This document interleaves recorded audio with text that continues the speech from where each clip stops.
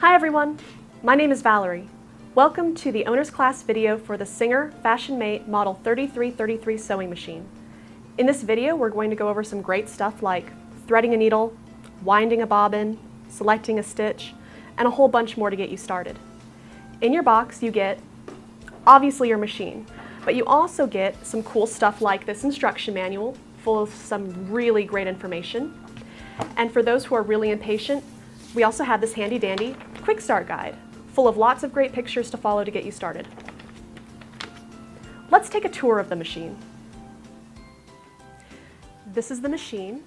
So to get it working, first we need to plug it in. So you've got your power cord and foot pedal that you will plug into the side of your machine. And right above that is your off-on switch. You'll know the machine is on when the lights come on. So up here we have our hand wheel, which has arrows on it that show that you always need to turn it towards you. And as I turn it, you'll see a take-up lever pop up, and that's really important when we start threading the machine. Down here we have the stitch selector dial, and above that the stitch length dial. Up on the top we have the bobbin winding stopper, the bobbin winding spindle, and a bobbin winding tension disc over here. This is the tension dial. Back here we have a threading guide and another guide. Here's that take-up lever again. Down here we have the reverse lever. This is so you can sew in reverse. Down here we have the needle, obviously. The all-purpose foot, which you'll use for most of your sewing. In the back we have a presser foot lifter. It's up when you thread, down when you start to sew. Your bobbin is right here along with the cover. And you can remove this piece to expose a free arm, which is great when you're sewing like cuffs, pant hems, anything circular. If you turn this around, it's got a door. And we have all of these extra accessories inside, such as extra bobbins, spool caps, and presser feet. And so before we thread the machine, let's look at some of these extra presser feet. In total, this machine comes with 4 presser feet. Now, the all-purpose foot comes already attached to the machine, and that one you'll use for most of your sewing. You also get a buttonhole foot, which makes buttonholes, and this foot is the long white foot with the red marks on it.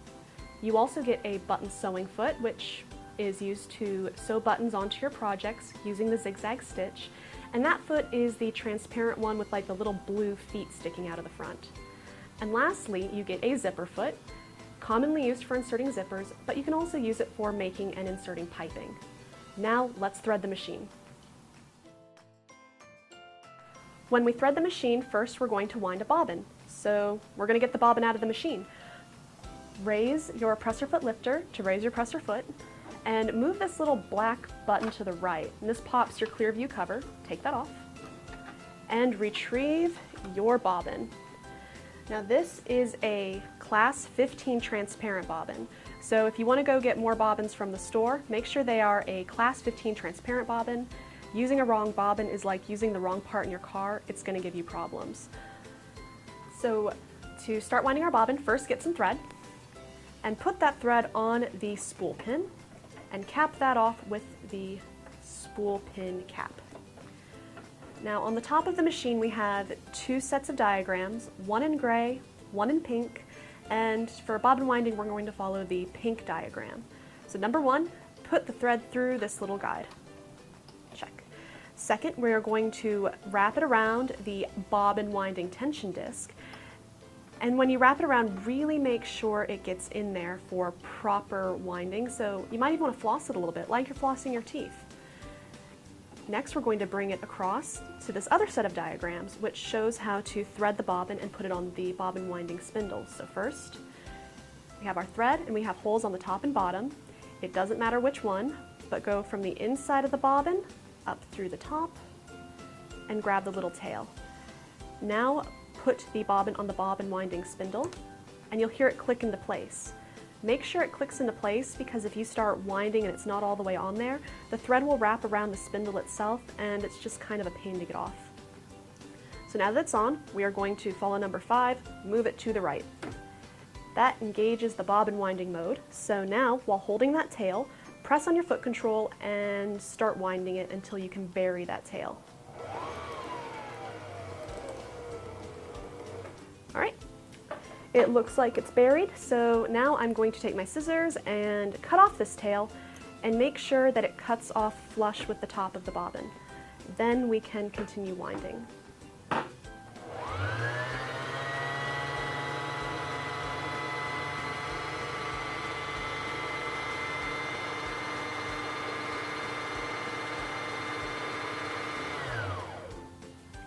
And when the bobbin is full, or you've just decided that that's all the thread you need, move it back to the left and pull it off. Cut the thread, and now it's time to put it into the machine. Before you put the bobbin into the bobbin case, make sure the thread is coming off of the bobbin in a counterclockwise motion. Or to make it easy, when you have a little tail coming off, it will look like the letter P. P for perfect sewing. So we're going to put the bobbin into the bobbin case, and on your Clearview cover you have a little diagram showing you how to thread it. So we are going to put our finger lightly on the top of the bobbin to hold it into place, and we're going to bring the thread under this little gray guide with an arrow. We're going to bring it up and around this black piece, back down, and across this little thread trimmer. Now put your Clearview cover back on, and you're good to go on your bobbin. Now we're going to thread the top. If you just wound a bobbin, the top of your machine probably looks like this.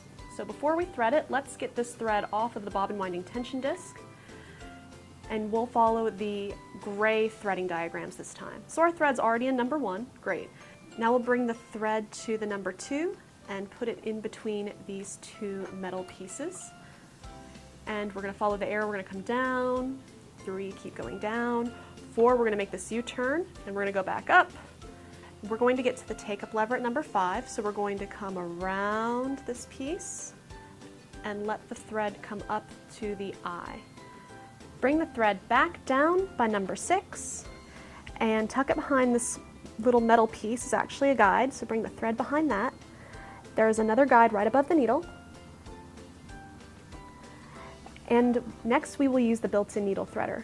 And before we use it, let's make sure the needle's in the highest position. So move the hand wheel towards you and watch it move.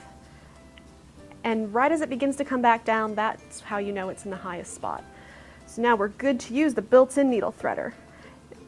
It has a little white lever piece right here that you're going to push down. So we're going to bring it down a little bit, wrap the thread under this hook bit, and wrap it over. Bring the built-in needle threader all the way down so that these prongs encompass the needle. Now put the thread in between those prongs. Keep holding the thread to give it a little bit of tension, and let go of the needle threader, and it will form this little loop in the back. Pull that loop, and your needle's threaded. Bring it under the presser foot, and we're ready to sew. But first, let's take another look at that needle threader. When you use the built-in needle threader, push down on this white piece and bring the thread under the metal hook and over. When you push the needle threader all the way down, it has some prongs that encompass the needle. Put your thread in between those 2 prongs. Keep holding your thread to give it some slight tension and release the built-in needle threader, and a little loop will form in the back. Pull this loop and bring the thread under the presser foot. Now your needle is threaded. Now the bobbin thread is already seated and ready to go, so we can sew. All right, before we start sewing, we need to select our stitch, and we'll do that with our stitch selector dial. And when we select a stitch, you'll know that it's on the right area when you feel it click into place, and it will line up with this little bump above the dial. Now, I want to sew just a basic straight stitch, so I'm going to keep it right here, but I see 3 colors, gray, blue, and red. So how do I know which one I'm sewing? Well, up above that's the stitch length dial. So we've got gray for gray stitches, blue, and red. And you just move the dial. Here's the gray, blue S1 for blue stitches, red S2 for the red stitches. But I want that gray stitch, so I'm going to move it back. And in the gray zone, we have numbers. The smaller number is for a shorter stitch length, the larger number is for a longer stitch length. But I'm going to have it at about 2.5, and that's pretty standard for most sewing on most fabrics. So now we're ready to test and make sure we threaded our machine properly. When you test to see if you threaded the machine properly, I recommend using some scrap fabric when you do this and not start with your project. So on this machine, we don't have to pick up the bobbin thread before we start sewing, which is an added bonus. We are going to put the fabric under the presser foot, and it was up in park while we were threading the machine, but now we're going to bring it down in drive because we're about to drive this bad boy. Press down on the foot control and sew a few stitches. Now you want to turn the hand wheel so that the needle is back in the highest position. Lift your presser foot lifter and pull the fabric out, and there's a little thread trimmer on the side that you can use. So here it looks good on the top, and it looks great on the back, so good news, our machine is threaded properly. However, if it looks like this on the bottom with a lot of loops, then I recommend rethreading the machine. Most of the time it just means that your machine isn't threaded properly. You can also check your quick start guide and manual for more information. Now we're ready to sew our project. Our machine is already set up to sew a seam, so we are going to start with our new fabric. And we have some guides on the needle plate, and they have some markings on them to designate the seam allowance width, like 3/8, 5/8, 1 inch.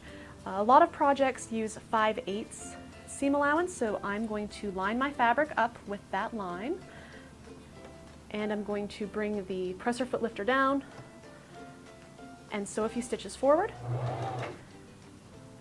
Turn the hand wheel towards me to bring the needle in the highest position. And now I'm going to sew in reverse to lock the stitch in place. So I'm going to push the reverse lever and hold it. Sew back a few stitches. I'm going to release the lever and continue sewing. Now when I sew, I'm not pushing the fabric, I'm not pulling the fabric from the back, I'm just guiding it so the edge lines up with my seam guide. Okay, I'm at the end. I'm going to turn the hand wheel towards me again just to get up to the edge. Now I want to lock this in place as well, so I'm going to push down on the reverse lever and sew backwards a few stitches. And I'm going to release the reverse lever and sew a few stitches again. Turn the hand wheel towards me so that the needle is again up in the highest position. Lift your presser foot, trim the thread, and we have a finished seam. The reason that I did the reverse at the beginning and the end is to lock the seam in place. That way our project doesn't unravel as we work. Now let's see how to do some decorative stitches. So to select a decorative stitch, I'm going to come back to my stitch selector dial, and I'm going to line it up with this one right here because it's got 3 pretty cool designs. I have in gray a multi-step zigzag, in blue a honeycomb stitch, and in red a feather stitch. So we're going to go over doing each of these stitches. For the multi-step zigzag stitch, I'm going to come up to my stitch length dial in the gray zone. And I was at about 2.5 for straight stitch sewing, and just for funsies, let's put it on number 2 and see how that looks. Okay, put the fabric under the presser foot, bring the presser foot down. Oh, actually I should probably start back here.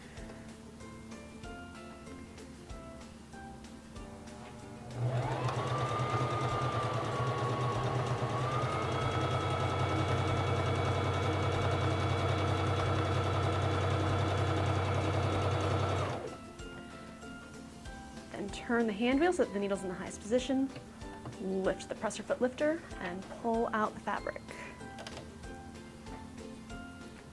Okay, now I want to sew a honeycomb stitch, and that stitch is in blue, so I'm going to come back up to my stitch length dial, and I'm going to line it up so that I see the blue S1, so blue and blue. Now I'm going to sew the honeycomb stitch. Bring down the presser foot lifter and begin sewing.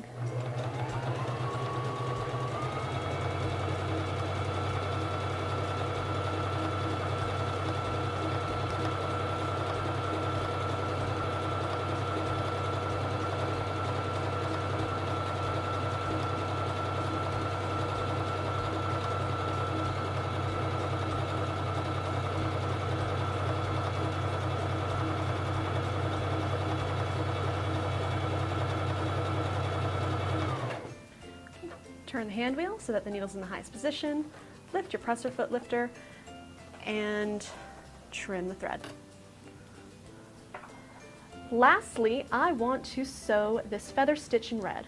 So just like each of the other times, I'm going to come back up to stitch length, move it again so that it lines up with the S2 in red, red and red, and it's time to sew the feather stitch. Put the fabric under the presser foot, lower the presser foot lifter, and begin again.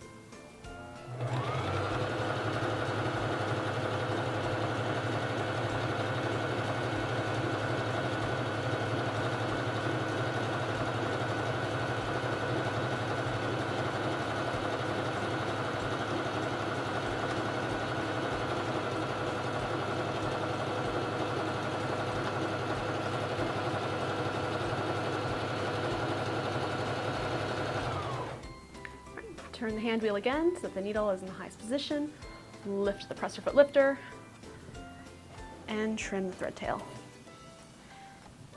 And there we have 3 decorative stitches, all on the same point on the stitch selector dial, but with varying stitch length settings. Now I want to go over how to do a zigzag stitch, because a zigzag stitch is very versatile and can be used in a wide array of applications. So I'm going to go back to my stitch selector dial and move it to this area where there's only this gray zigzag that goes from little to big. So I'm going to go on the narrow side, and because it's a gray stitch, I need to have my stitch length dial in the gray area, and let's sew it at the number 2 and see how that looks. Lower your presser foot and begin sewing.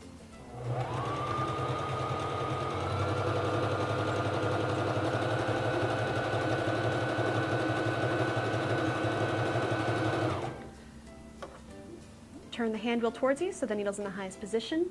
Raise the presser foot lifter, trim the thread, and there we have a narrow zigzag. So I'm going to make the stitch length a 4 instead of a 2, so I've increased it. And let's do that all again and see how it looks now.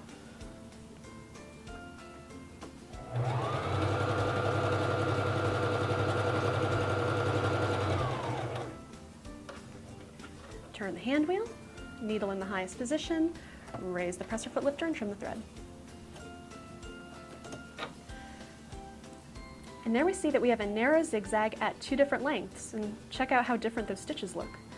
So let's change it up a little more. Let's make it a wider zigzag by moving my stitch selector dial to the larger area. And let's bring that stitch length back to 2.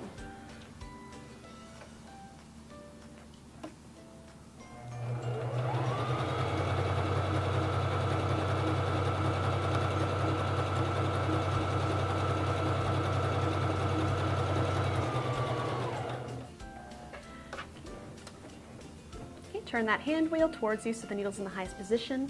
Raise your presser foot lifter, trim the thread.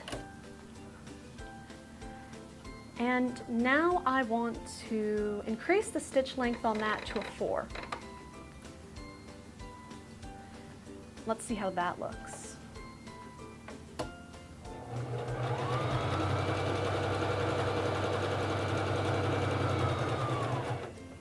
Turn the hand wheel towards you so that the needle's in the highest position.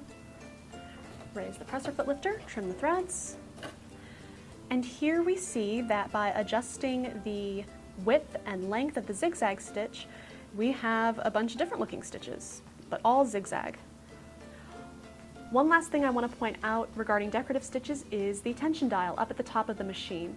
Because you might be using different threads, you might want to fine-tune the look of your stitch. And you can do that by moving this dial. You can move it down or up. And if you'll notice from 3 to 5, there's this line, so that kind of signifies your default zone. So for most of your sewing, you will be from 3 to 5. Well, let's make a buttonhole. Before we sew our buttonhole, we need to mark how long we want it. So I have my button on my fabric. I'm going to hold it in place and make a mark on the top and the bottom.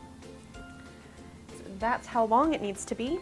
And then I'm going to take a ruler and make a straight line in between and it's going to look like a capital I. Now we're ready to make the buttonhole. It is super easy to make buttonholes on this machine. So first, to do that, let's remove the all-purpose foot by moving it towards you, and attach the buttonhole foot, that white foot with the letter B on it. Make sure the red marks are towards the left. Take the metal prongs and push away from you, and it goes in. Now we need to adjust the settings on the machine.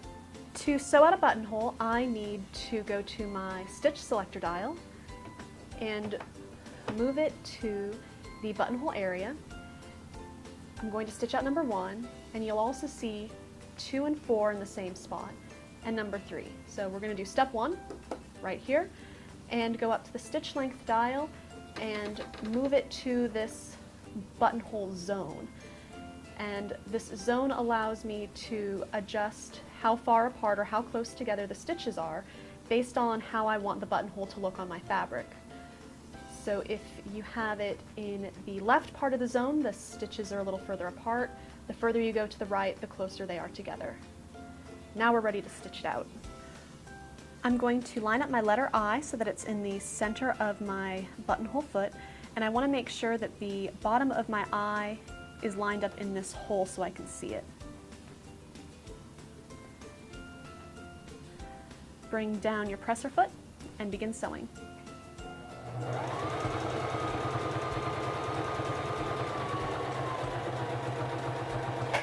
Okay, you will sew back until you hit the top part of your letter I.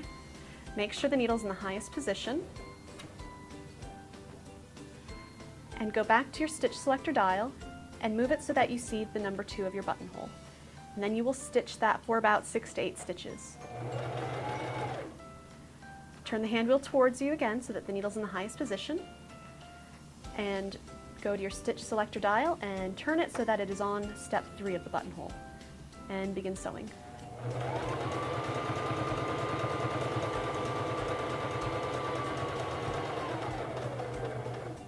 Stop sewing once you've gone back to the bottom of your I. Turn the hand wheel towards you so that the needle's in the highest position, and turn the stitch selector dial back to the number 4 and sew for about 6 to 8 stitches. Turn the hand wheel towards you so the needle is in the highest position. Raise your presser foot lifter, and here's your buttonhole. You can go ahead and clip the thread from the beginning, but once we trim our threads, the thread that we ended with, what you'll want to do is get a hand sewing needle and just bring it to the back and tie it off. Now I just pulled the thread from the front to the back with that hand sewing needle, like I said, and tied it off. And now we are ready to open up the buttonhole. I'm going to take a pin and put it through the top.